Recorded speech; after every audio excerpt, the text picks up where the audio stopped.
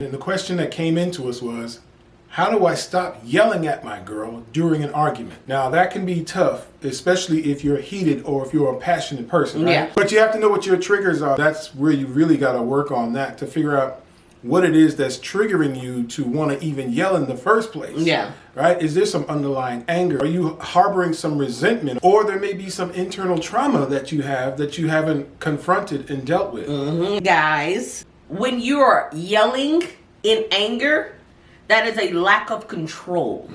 And they talk about women being emotional, but that is also being emotional.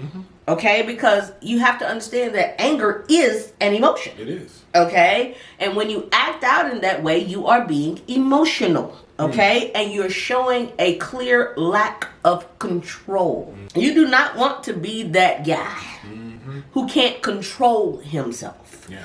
What you have to work on is emotional intelligence.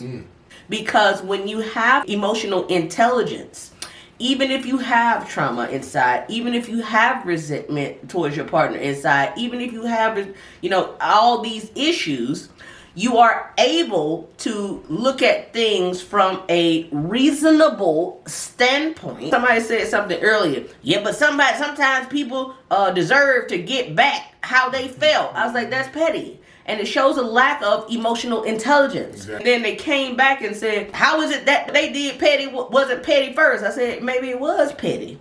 I said, but when you have a high emotional intelligence, when somebody is being petty, you have the ability to sit back and show them the error of their ways with control. Yes. You don't have to get out of control to control a situation. Yes. The most powerful man in the world can control himself even in anger. Yes.